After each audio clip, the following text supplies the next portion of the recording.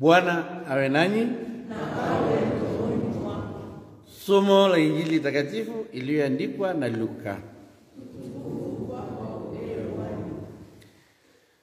Wakati ule Yesu aliwafundisha makutano kwa mfano kuhusu umuhimu wa kusali daima bila kuchoka.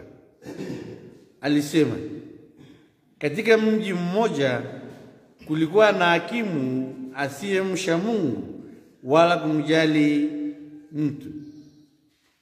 Na katika mji huo kulikuwa na mama mjane, naye alimuendea tena na tena akisema, nipatie haki kwa adui yangu.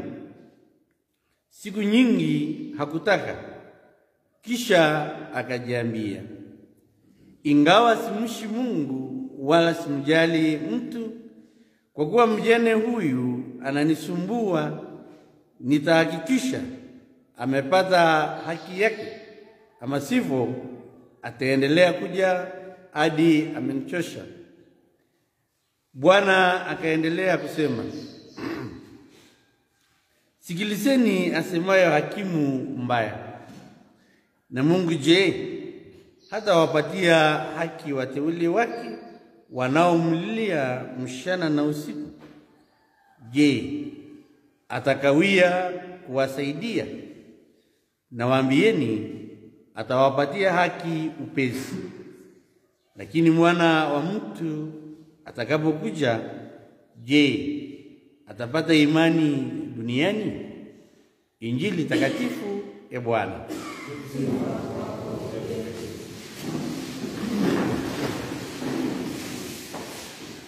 Mungu ni mwema na kila wakati. Kama nilivyoanza mwanzoni mwa ibada ya kwamba daima tumealikwa sisi ili tuweze kutambua uwepo wa ufalme wa Mungu katika maisha yetu. Na ndivyo tunavyosikia katika somo la Injili, ambapo Mungu anaendelea kutuambia, je, mahusiano yetu ya kutendeana iko vipi? Unamtazamaje mwenzio unapodumu kumtendea katika maisha yake ya kila siku? Ni haki gani unayomjalia? Na unapotaka kumjalia yaliyo mema, kwa sababu kama uwepo wa ufalme wa Mungu upo kati yetu, itabidi basi tudumu kuyatambua katika maisha ya kila mmoja wetu. Na haya tutahakikisha tumepata kwa njia ya haki, ikiwa basi tutadumu kuwa waaminifu katika sala zetu, ambazo sio sala ya kibinafsi, sio sala ambayo tunamtafuta Mungu kwa ubinafsi wetu pasipo kujali uwepo wa wengine.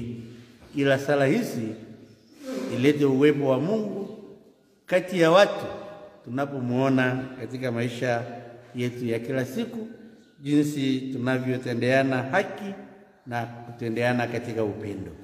Tuendelee kumuomba huyu Mungu ambaye anatutendea kwa haki daima, ili ile haki pia wengine wanadai kwetu tuweze kuwajalieni.